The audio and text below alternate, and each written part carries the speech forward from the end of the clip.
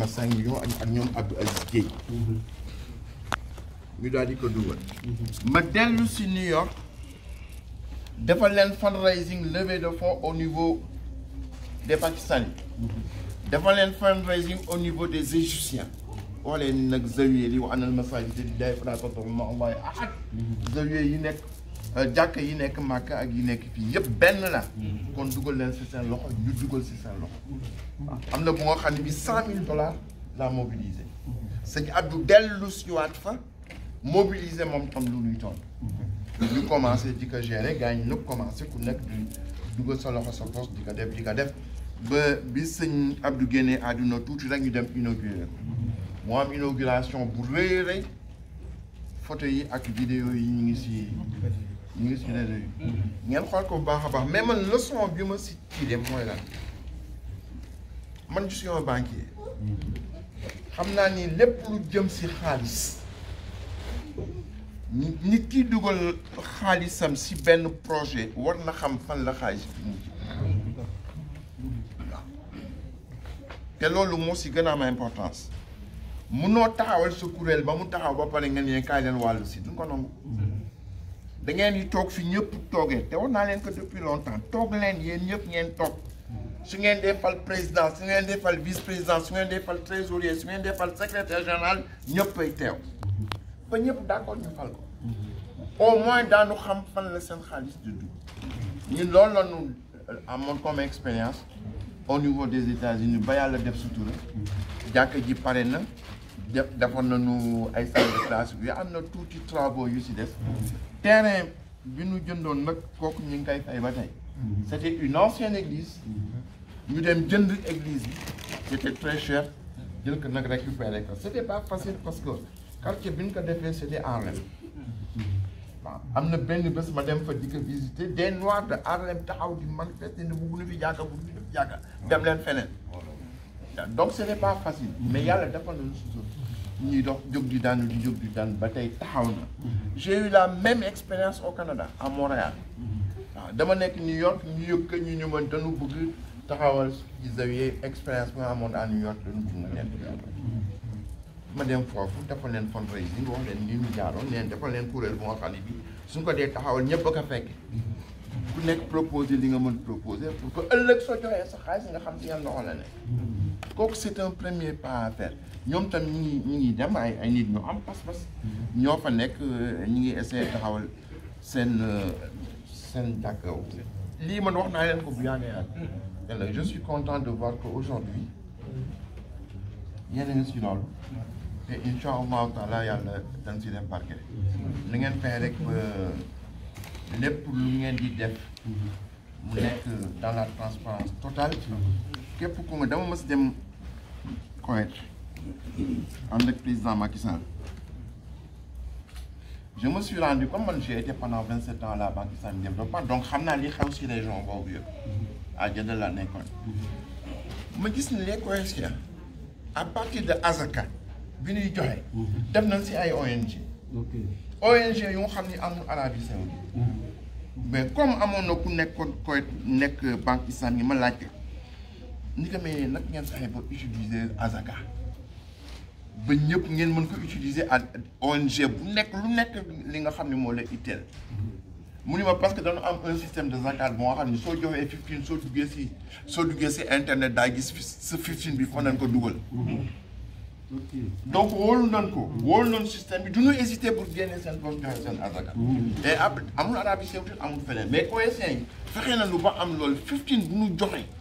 si azaka soo duggee si ordinateur yi wala nga dugg si internet daa xam ni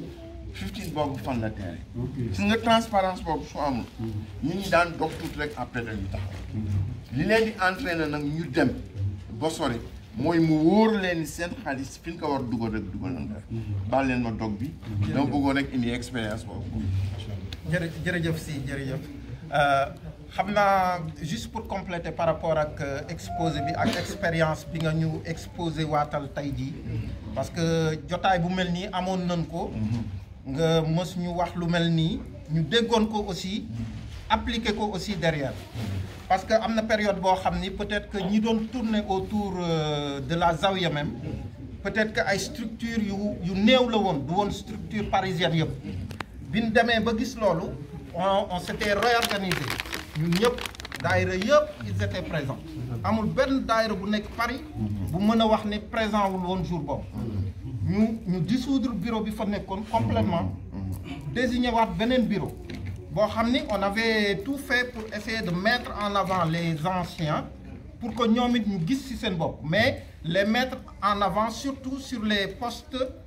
représentatifs en fait pour juste bu kilifa ñëwee wala bu fi ay mag ñëwee ñu représenter ñu nekk suñu lien par rapport ak Tivaouane en groupe yeneen postes yi nga xam ne postes yu actif la yëpp ñu répartir ko au niveau des jeunes si daayira yëpp tamit bi ñu defee loolu mu am benn engouement bu doy waar affaire bi dafa exploser quasiment parce que presque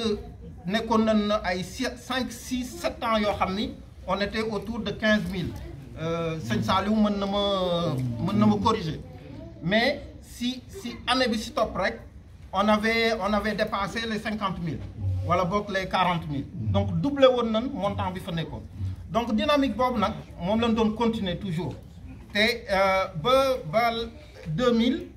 dynamique boobu mu ngi doon continuer et ça produisait vraiment des effets yoo xam ni c'était visible par rapport à toute la communauté après tout ce qui s'est passé xaw nañu freiner mais loolu lañ bëgg a yëkkatiwaat te je pense que muy Dame muy Moustapha dinañ ñu seede ci côté boobu à chaque fois surtout sa ñëw bii sax on a sollicité soxla ko bëggoon a toog ak yow dans une discussion un peu plus privée yoo xam ni dinañ mën a dugg ci yenn détails yi pour aussi faire tout pour bénéficier ci expérience boobu nga tegal fii parce que même yow tamit am na détails yoo xam ne mënoo ko sulli ci mbooloo te on en a besoin maa ngi koy réitérer au niveau de Dame et Moustapha il faut que rendez-vous boobu ñu fixer ko et qu'on essaie de faire une séance de travail autour de ça parce que du waxtaanu mbooloo rek moo ko mën a avancer mais daal séance boobu dañ ko soxla donc dañ koy réitérer rek en fonction calendrier bi ak santé beeg yëpp rek bu ci xajee rek ñu xool nu ko si dugalee incha allah ñu ngi jégalu bu baax a baax xam naa dañuy joxaat Moustapha rek ñu continuer salaamaaleykum wa rahmatullah. góor gi teewee rek donc léegi yëkkati kàddu def naa waratul li nga xam ne moom la ñuy def rek mooy sant ko gërëm ko ci teewaayam ndax sëñ bi moom heure bu ñu koy gis rek di gën a baax wax dëgg yàlla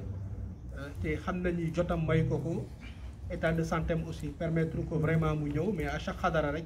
fait tout son possible pour mën a ñëw teew ak njaboot bi waxtaan ak njaboot bi jox leen message boo xam ne moom moo di jëriñ dañuy réitéré waat rek di joxewaat ay ngërëm soxna yi nga xam ni à tout instant dañuy béggal quand même bu fi amee gan wala ñu am ñëw café yeeg li ñu fi gis yëpp ñoom ñoo ko joxe wax dëgg yàlla ñaanal leen yàlla aussi yàlla defal leen jàmm ak sutura bu bari di sàkku sa ñaan aussi comme ni ko Aymirou waxee par rapport à la Zawiya parce que aussi li may faral di wax rek mooy ñun on a des enfants ici dans ce pays là te xale yi aussi pour ñu mën leen éduquer dans notre religion dans notre tariqa il faudrait que ñu am béréb boo xam ne ñoom dinañ fa mën daje parce que ñun une grande majorité parmi nous li ñu namp ñu ngi ko nampee au Sénégal suñu formation foofu lañ ko amee donc ici c'est très difficile d'éduquer ton enfant vraiment dans la religion c'est très difficile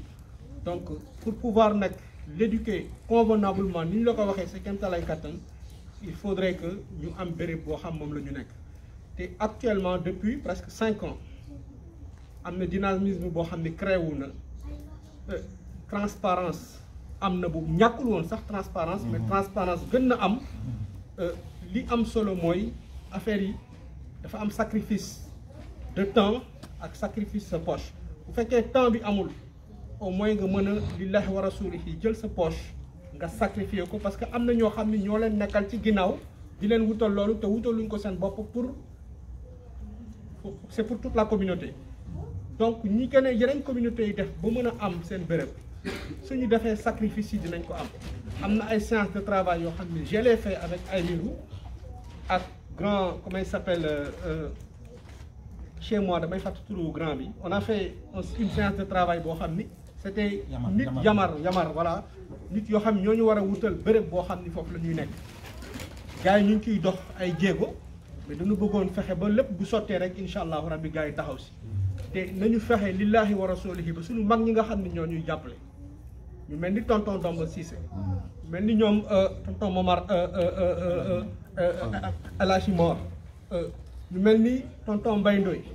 ak ñoom grand Omar Ndiaye ak ñi ñu àndal yépp ñu fexe ba aussi ñu bañ leen rusloo 10 euros yàlla mën na ko may ku nekk ku ko ñaan yàlla le minimum de 10 euros boo xam ne da ngay def un virement bancaire mooy faciliter ñëpp parce que ñii di liggéey ci ginnaaw ñun la ñu liggéeyal kon il faudrait que affaire bi du ay wax kase wala ñëw ñu yor suñu kurus di wax lamb sa poche daf ci am il faut que ñu waxante dëgg 5000 euros ñu dem ba 1300 euros y a quand même un problème virement yi na ko nit ñi di continuer ñu koy def maa ngi jégalu nag ci kàddu yi sëñ bi di la ñaanal wér nañ ko ñaanal sëñ bi ndax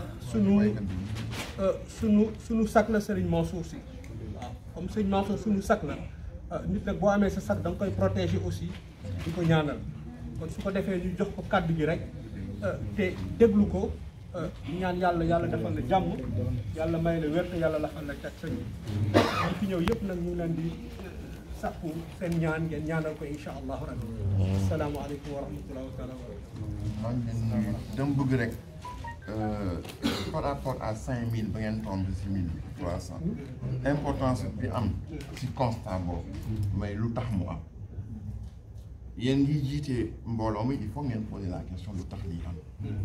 ngeen ñàkk pas-pas sax wala y a d'autres raisons waaw mais il faut ngeen analyser bala ngeen dem si mbooloo waaw ñi nekkoon 5000 ñi ngi si 1300 lu tax il faut ngeen étudier maa ngi leen di nuyu nag di leen ziyaare samedi vendredi dernier maa ngi fi woon si laa sàkk woon ni gannaaw bi ma nuyee ñëpp si seen teewaayu vendredi dernier ak seen teewaayu tey mu ngi woon comme dama fi ñëwoon pour des raisons médicales su ma nee raison médicale ku nekk de yaakaar ni dama feebar boo xam ne fii déedéet dama am habitude rek expliqué naa ko la dernière fois di def sama check-up à la même période tous les ans suñu identifié dara tel que identifié wax ma ko li si war si affaire soins yëpp ma jënd leen loolu rek moom fi mu woon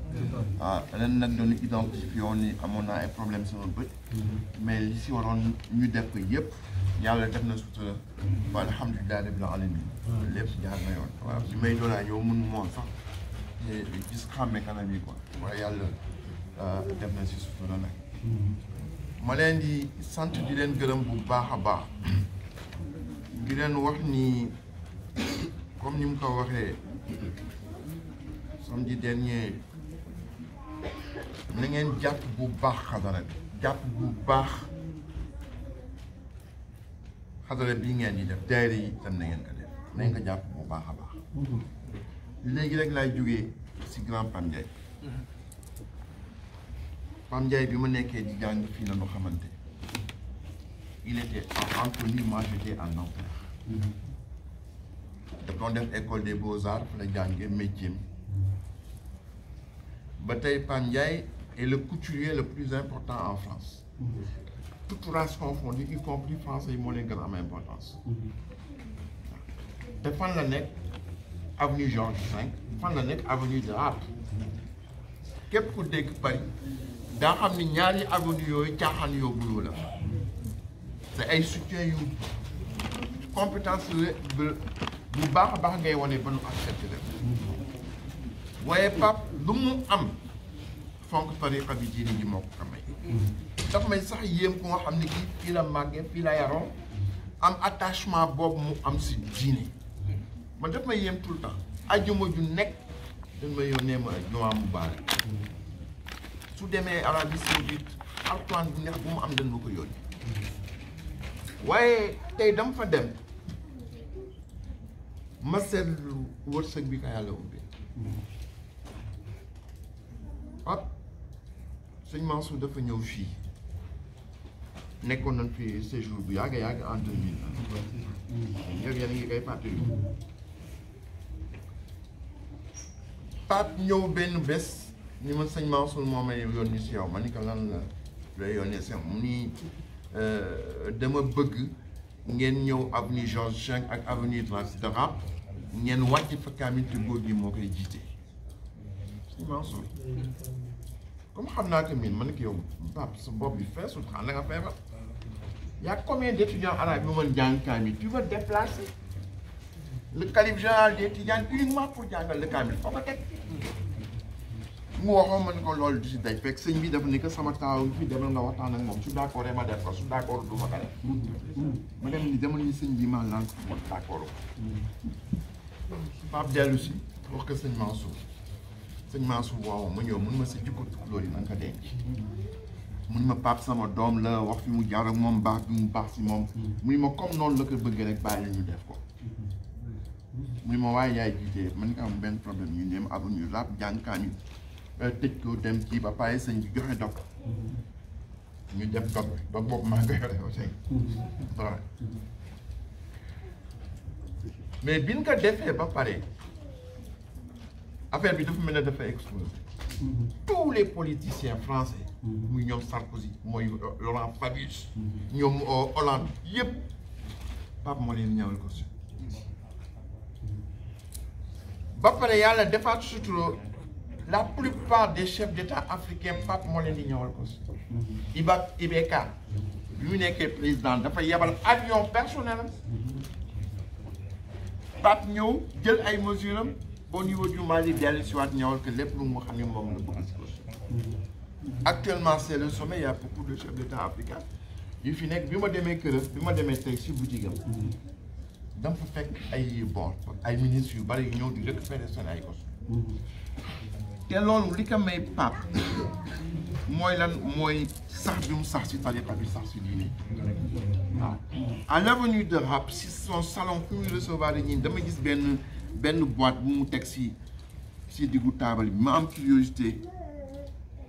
ubbi boîte bi fekk fa kaamilu alquran avenue de Rap à Paris amul kenn ku gën intégré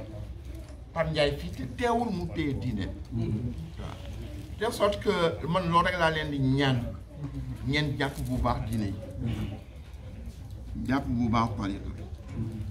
ñu jógee si weeru gàmm weer bu nga xam ne bii way nañu burdu def ngeen seen burdu ba mu jeex ma bëggoon rek dellu si waat ci benn bayt bu nekk si burdu xam naa su ngeen ko mokkalee ngeen yëkkati ko Ahmed Bousayri dafa wax ni wa mablagul ilmi fiihi annahu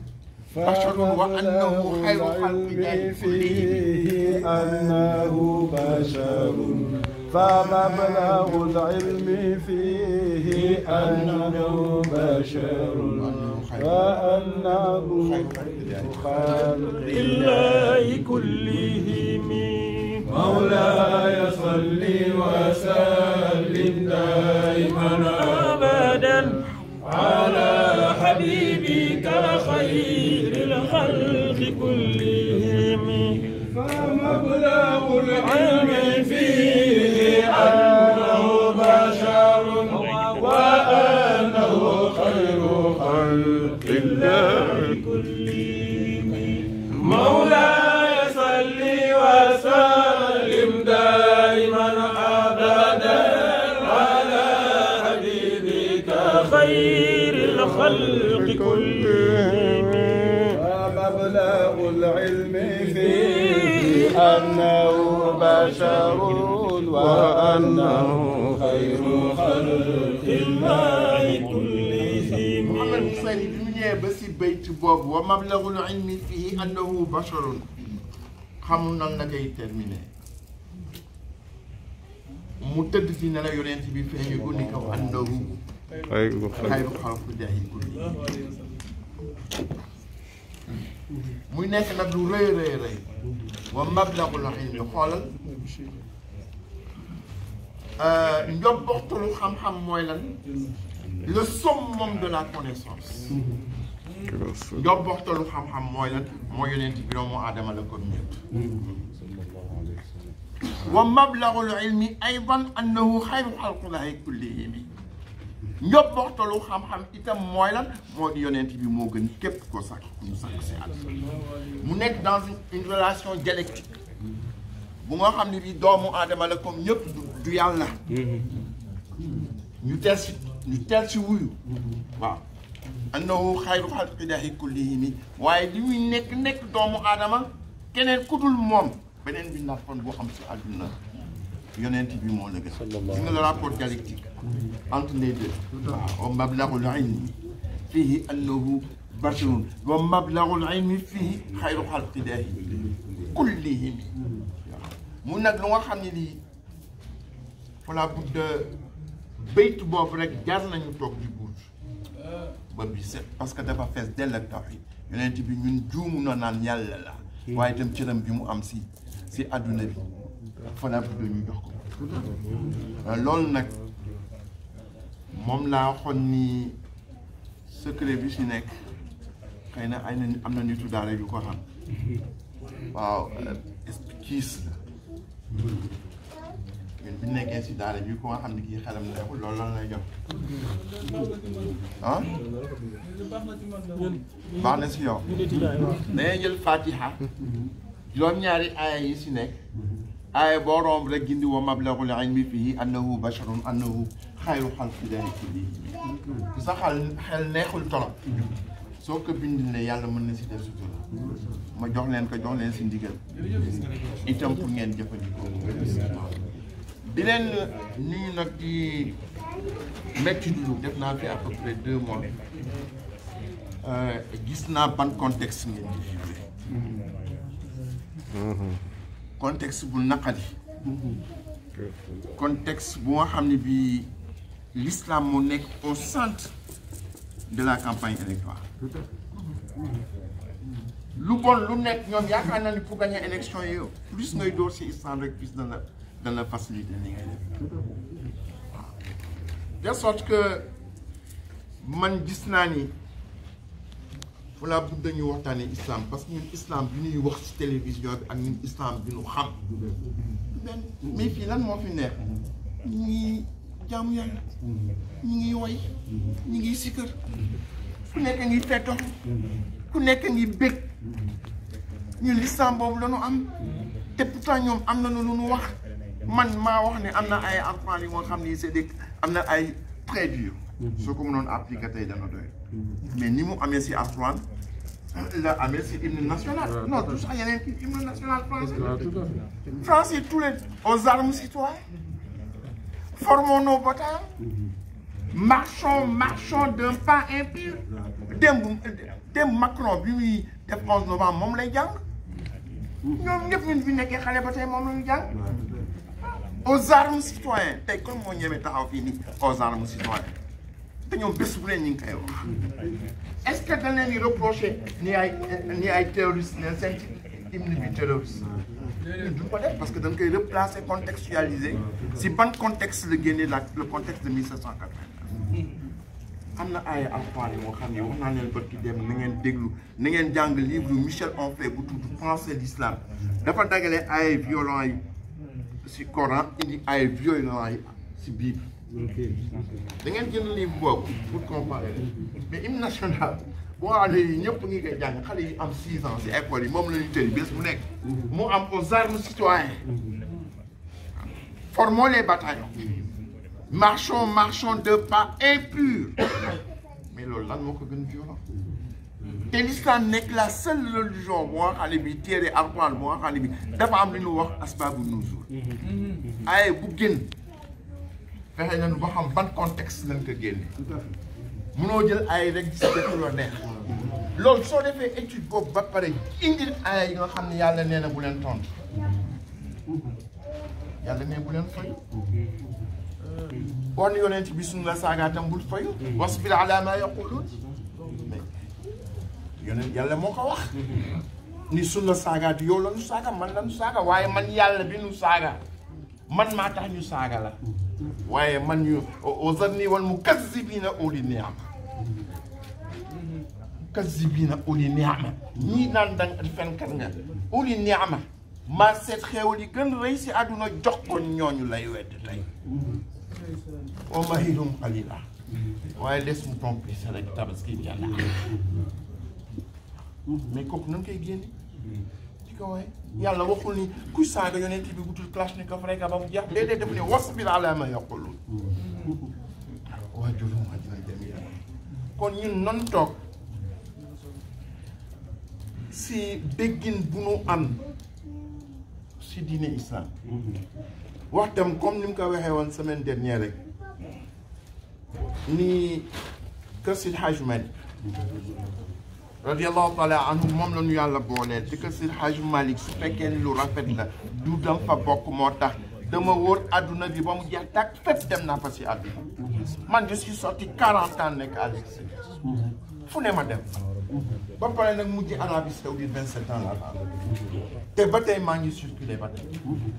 nekk naa diggante Paris ak Londres 18 ans waaye li ma gis si waa kër Seydi Hadji Malick si yiw si mbaax expérience la comme ni ko xale bi di waxee ñëpp si teg képp koo si am relation moom muy ko sëy dañ lay gis si mbaax ak si yiw ak si muñ lu nga xam ni def lay sax jaaxal man ñi ma si gën yéem mooy sa waa kër Maam Abdou Aziz ñoom ñëpp que ça soit Maodo si que ça soit sëñ Mbaye si ab que ça soit Mansour bi nga xam ne ñoo jàngandoo ko sëñ Mamour koo si gis dan la woon baax boo nga xam ne bii sax daf lay defal da nga si am kees nga baal Mame Malick bi ñuy am 12 ans waaw dañ dugg de la France waaw CMT 6e ba 3e mu dem G2 mu dem G1 dimanche passé on est resté 1h30 au téléphone allahu akbar mais li ma mën a joxe comme témoignage mu ko ne ñoo daan ànd ci balu basket mais léegi kurus mooy dox suñu diggante ndax lenn mooy ci xale ba fi ñu toll mosuma gis mu def lu yéwadi wala lu ñu ko fekk kooku témoignage la boo xam ne rek ñu ko bëggoon a jox assistance bi te ba léegi léegi la ñu toog ñaari at ñett duñu déggante mais bu ñu jotantee day mel ni mosuñu tàggoo mais li ngay wax ci mbaax boobu yaa ngi jóge ci waa kër Maam Abdou mais ba ci Cheikh Oumar mi loolu maa ngi wax dëgg yàlla ba ma koy xam boobu duggagul école loolu rek laa bëggoon jox waaw mbaax la boo xam ne kii nag il faut que ñu koy fàttali julaasu wa saxaabu axnawka an tawsifihi wa hum fi kul bi makan julaasu wa saxaabu axnawka an tawsifihi wa hum fi kulli makan. waaw donc mu nekk lu nga xam ne nii lu am la koo si am expérience la nga jëfandikoo ak moom daa gis mbaax googu si ñoom sa waa kër maam Habib sa waa kër maam Mansour waa kër sëñ Moustapha waa kër sëñ Cheikh waa kër sëñ Mansour ñëpp mbaax googu ngi si ñoom waaye nag léegi nga lire réseaux sociaux yi mu am lu ñuul si soow mi te loolu ñuul si soow mi teggiwul kenn teggiwul njaboot yonent bi sallallahu alayhi wa sallam waaw kon nag xam nga njaga fan la nekk yaakaaroon na ne daf nekk tey waaw waskuru ashaara nabi laam yasi Haaji Malick li annahum xilaafatuhum baada nabi jamil sama si Haaji Malick dafa def lu yéeme ñu indi siira yonent bi sallallahu alayhi wa sallam ñi bind siira yëpp am na lu nga xam ni tëb nañ ko mooy lu tax yonent bi mu génn àdduna tabbul ni kii mooy sama xalifa kenn waxu ko fenn kenn tabbu ko fenn yonent bi dem mu indi problème bu rëy a rëy si kan moo ko war a wuutu yonent bi mi ngi génn àdduna lundi à 11h ñi ngi ko denc mercredi matin à 3h du matin diggante bi lan moo xew sa maam nag indi ko au lieu que moo wax waskuru xulaafa nabi mu ni waskuru ashaara nabi goro yi pourquoi mu tudd goro pourquoi tuddul xalifa mu ni goro yonent bi nan leen di fàttaliku bu baax a baax lan la bëgg wax ni bi muy dem mënu fi woon bàyyi xalifa ndax goro yi mooy denc doomu Aboubacar Sayyidatuna Aïcha mooy doon doomu Omar Sayyidatuna Hafsa moo may ñaari yoon doomam Ousmane ndox mu nekk goro Ousmane ba pare may Fatima Ali ñeenti yooyu ko wuutu ku mu si tabboon rek ñu ni service camarade tax mu def ko moo tax tuddul kenn waaye nag nga gis ni li ñuul si soow mi ñooñu ñëpp sa maam rafetal li annahum xilaafatuhum baada nabi jamilu nee na ñoom ñu wuutu bi ñu wuutu yonent bi sallallahu alayhi wa sallam bi yonent bi demee ne lu rafet la ndax sa maam day rafetal waaye sa maam xam na ni Aboubacar kenn reyu ko waaye Omar dañ ko rey Ousmane dañ ko rey Alioune dañ ko rey ah Abdallah ibn Zubayr dañ ko fekk mu sëgg di julli ñu dagg baat bi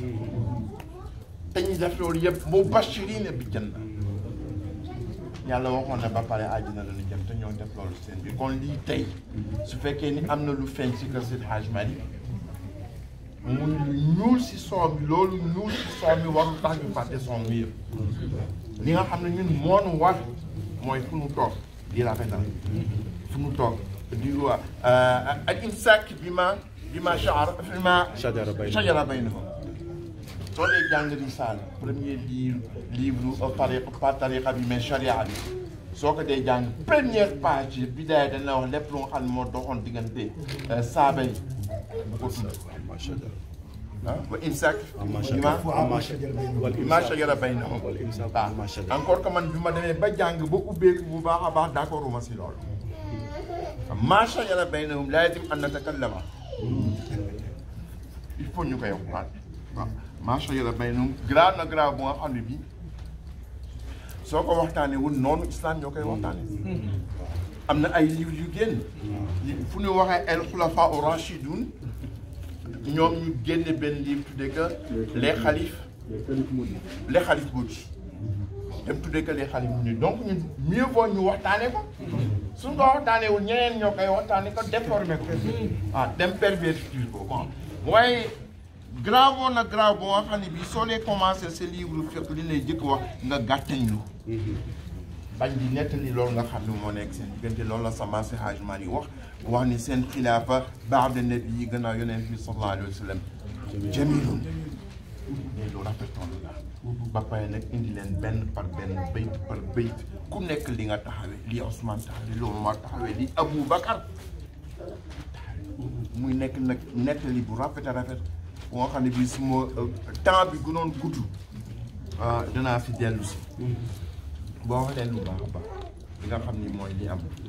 ma bëggoon nag ñu dellu si Sénégal parce que Sénégal la fa am temps yi doy na waar lu fa mësul am na nit ñëw rey njabootam yëpp waaw coow li day bari si lépp day bari si politique bi day bari même ki nga xam ne jox nañ ko prix Goncourt sax jox bi ñu ko jox prix Goncourt indi na coow de telle sorte que man dama bëggoon rek ñi ñaanal Sénégal yàlla indi fa jàmm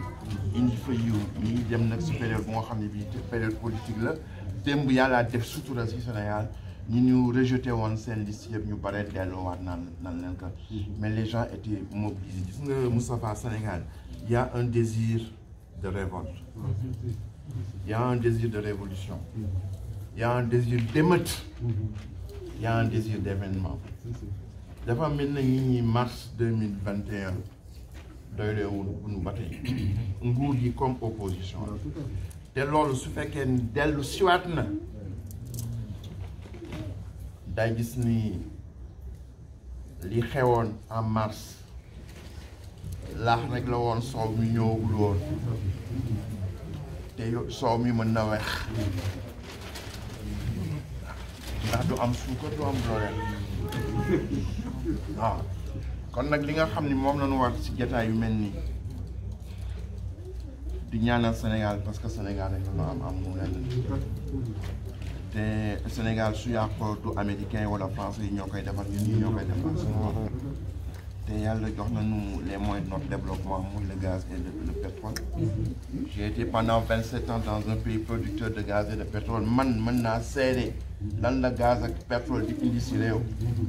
comme yàlla jox nañu ko nag noonu fexe rek ba saytu ko ba teg ko si yoon woo xam ni bii incha allahu taala daan si jaamu yàlla régler suñu problème éducation régler suñu problème santé te fii pays nekk en tant que développement admeru li nu am man loolu laay yéene Sénégal xam naa ne itam yow moom nga yéene Sénégal te xam nga itam ni du lu yomb waaw ndax yàlla boole nañu ko si Hajj Malick boole nañu si tariqa Cheikh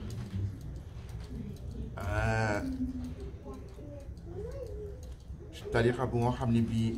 lu ñuy ñaan képp ku si ba wuy sa borom li si Hajj Malick wax yonent bi deew bi borom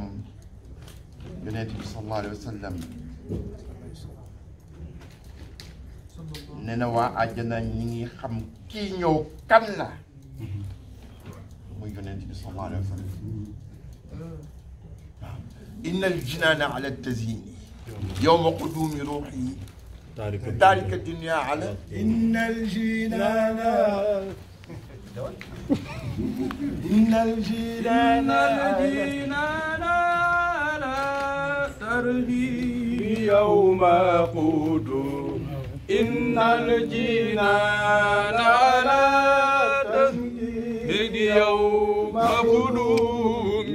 روحه تارك الدنيا على سلم موطني وصليا يا إلهي واجزيا أبدا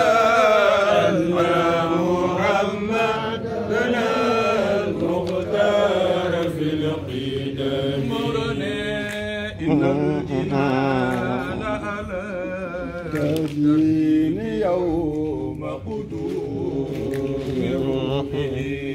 تارك الدنيا على ظلم موطني وصليا يا إلهي واجزيا أبدا أن محمدنا مختار في الصف مورد وبعد ما بايعه صديق قد أروم على الجناز رسول مقتد زاحم موطني وصليا يا إلهي واجزيا أبدا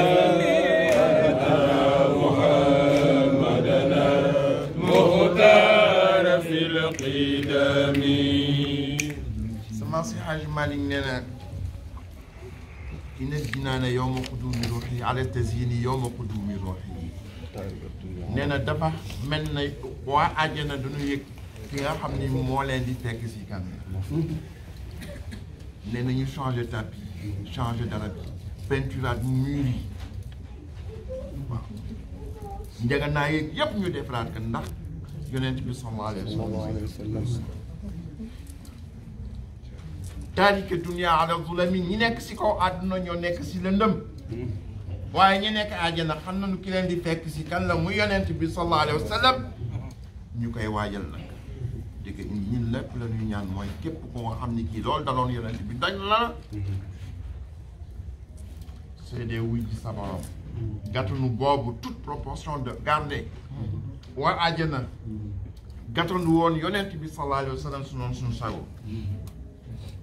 ñu gàttandu la loolu nag la ñuy ñaan yàlla rek yàlla defal nu ko yàlla defal ñi nga xam ni ñoo fi dawlu te yàlla gàttandu leen gàttandu bu nu toll dama ñëwoon nag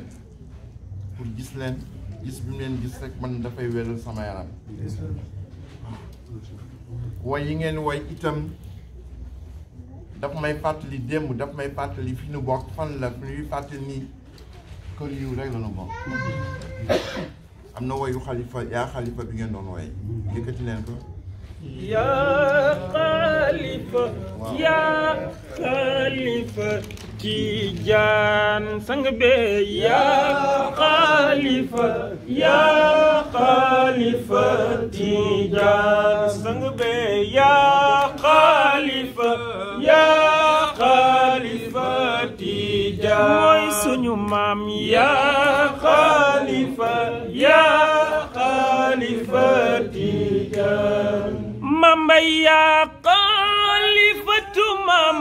Maodo si sunu maam lu ñaan li la Yàlla may ku ko Yàlla may doo xaar yaa xalifa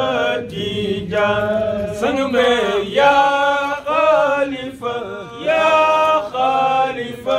Tijaan maam yow yaa yor tariqa bi yor shari'a bi yor yaa tee ñu jooy maam Maodo si bu nu xaar yaa xalifa Tijaan sang be yaa xalifa Tijaan sëñ Babacar ku la tooñ nga bal ko sa martaba ak say